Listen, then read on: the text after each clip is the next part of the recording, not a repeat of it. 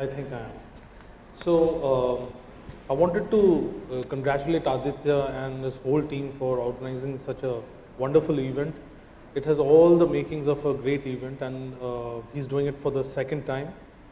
And it's growing in strength and strength. And my congratulations to Aditya and his team for doing such a marvelous job and bringing, developing a platform like this.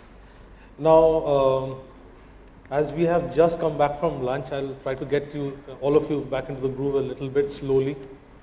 Let me start with a small little poor joke, PJ, and that is probably relevant with this topic.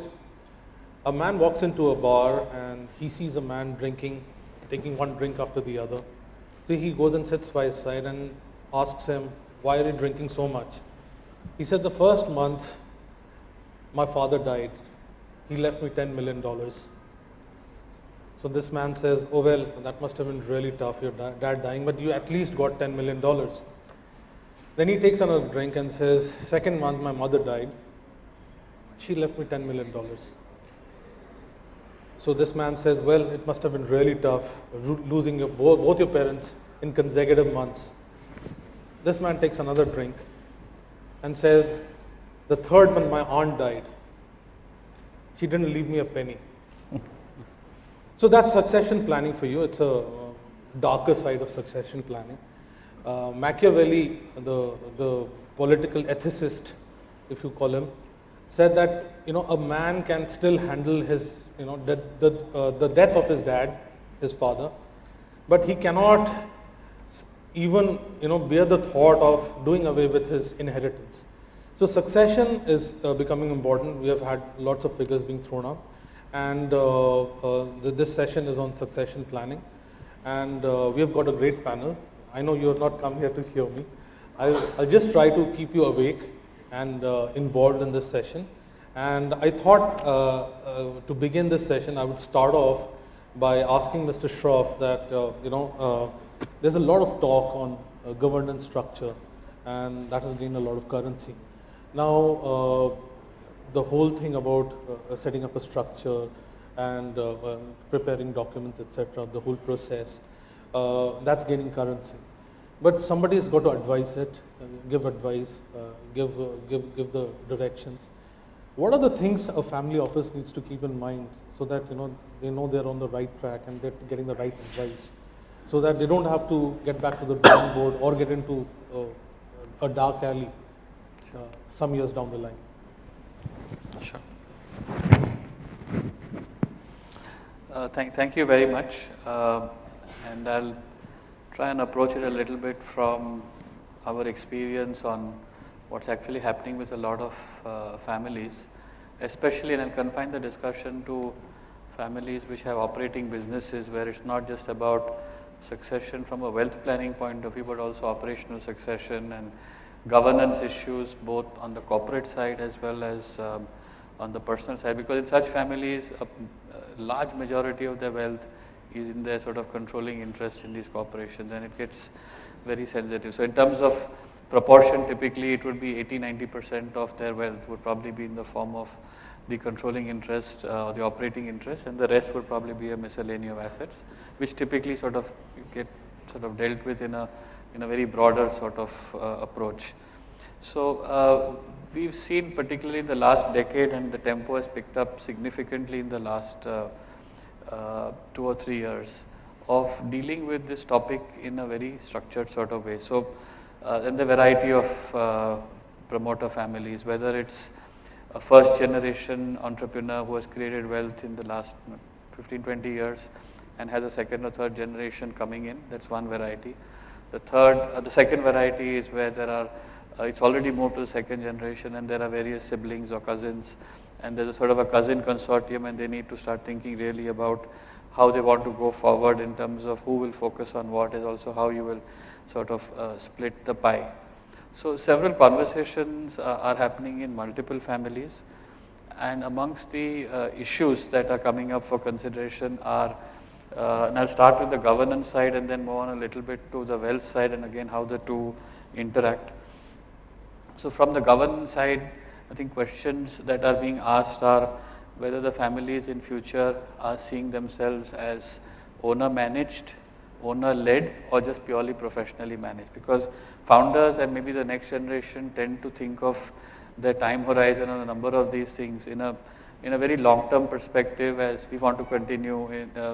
They see themselves as the family perpetuating itself for multiple generations. Some families, and there are other families who just see it as value, which they can flip around and move on. But the majority, I think, are of the former variety, where they see the need to have a structure which captures long-term continuity with the business. And they're asking themselves this question of what should be the model that we should follow. It's okay for the founder to be owner managed because that's the model from which they created the enterprise. Owner led is where the owner, the promoter family plays a large influential role, but they've already started getting in professional management, and I think many parts of corporate India fit that description. And the third, I think, are purely professionally managed, where the family retains an ownership interest but has fully receded into the background and is only providing some general advice as owners, but the business is completely run by independent professionals. And there are not too many of those, so that I think is a part of the thinking that's developing. The second theme, which is about linked with the first one, is how do they see future generations in the business? Do you want next generation to come in and also be involved in the management as well? Do they see it as something which is self-perpetuating, or in an intergenerational way, moving from one model to the other? The third piece, which is driven by a variety of factors, including always the threat of inheritance tax on the horizon, is how should you think about the structures through which wealth is, the current ownership interests are held? Should it be held through just companies with a will which will dictate their succession thought? Should it be put into trust structures? What should be the form of the trust structures? Should they be discretionary? Should they be determinate trusts? And how do you deal with the different interests of the family? And how does that ownership interest, because it's really the ownership interest which determines the source of power for corporate control. And how should the voting rights on that and the economic benefits relating to that be seen in terms of the different nuances that you bring in? Because they could be members of the family who have no interest in management, but certainly have a stake and an interest in the value, but are more than happy to leave it to other family members to exercise the corporate control and run the enterprise. And it links up with that first question. So, I mean, there are a number of themes on this, but these are, I think, the three broad themes that are running into this entire topic of how our family is thinking about succession planning, especially when they have very valuable operating businesses. And there's one now sort of document which wraps all this together, which captures the founder philosophy or the family philosophy and links up the ownership structures, such as whether it's a trust or some kind of partnership interest through which the interest is held, and the family's philosophy for the future. And that document is the family constitution. So family constitution at its simplest form is really the understanding that the family has in relation to how it intends to be governed, how it will govern itself, how it is going to use the family governance in order to give direction to the corporate governance, and its long-term role in the future, including inter se rights, whether different segments of the family can stay in or go out, and thinking really long-term about this. Every family, whether it says so or not, and whether there's a document or not, has a family constitution. In most cases, it is unstated and oral, or there's an implicit understanding, and that is where there's a source of a lot of misunderstanding. Different segments of the family always have a different version of what their implicit understanding is. And that is what leads to disputes in future. And more recently, what we have seen is most families are now taking professional help and moving to a more structured, organized, and a legally documented family constitution. That family constitution will lay down the philosophy of how the business will be governed in future, how the family will be governed, how they'll resolve conflicts, internal family conflicts as well, and how they will function as a block. Secondly, I think it also does give guidance in terms of how the ownership interest would be held, which is the mother document is the family constitution. More specifically, the actual ownership interests are represented by trust documentation. So, mota in terms of the broad approach, great consciousness about this issue, families thinking about it in a very long-term sort of way and making conscious choices of which model they want to choose, family owned and managed, led but not managed, or just professionally managed and they're passive owners. And then in terms of how it translates to these different formats of documentation, which is thin family constitution, big common elephant constitution. So the GMR one, which is very public, and I had the pleasure of being involved in that. It went on for 3 years, the entire process. It was led by the patriarch and is a fairly thick document which envisages all the possibilities that, really all the what ifs have been answered, but even that is something which over time needs change. And it can be something as simple as a 2-page document where the owner just lays down what his philosophy is. And then there is a pile of trust documentation, which is largely trust driven and also corporate law driven. So I'll stop here and then we can maybe just continue the panel discussion. Mr. Ostwal, we all love our country, but I can't say that we all love paying taxes. I mean, of course, whatever is due, we would love to pay. But whenever you have structures like these, there are tax implications, and especially there's a lot of discussion today about people actually being global Indians. They're residing in a particular area all over the place. They're accumulated residences and assets all over the place.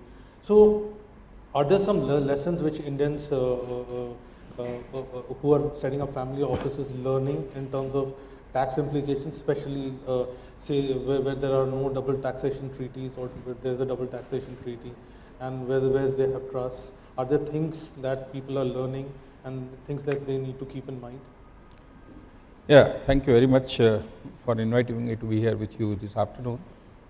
The issue which you are raising is the tax issues in the light of the internationalization of the organizations. The number of challenges do get faced, and the world is getting more and more difficult. But if the structure is well structured, as Cyril said, Mr. Shroff has explained, and well documented, I don't think there should be any problem whether it is a jurisdiction where you have set up your organization to hold ultimate structure. The question is, there are a number of ways one would structure it. There are countries with which we have tax treaties, countries with which we do not have tax treaties. There are a number of jurisdictions world over which are known as low tax countries, and which are very popular for setting up the trusts and hold the structure through those trusts. The question arises is, in all these structures, the most important question which needs to be considered is, all the structures, wherever it is set up, must have substance. Today the world will get driven by only one buzzword, substance. If you can establish substance in any structure where it exists, nobody on earth can challenge that. Sure. Now the issue arises is pure and simple proposition that you have whole of your family sitting in India and none of them have any presence abroad. Then question is, how do you create a structure? Can you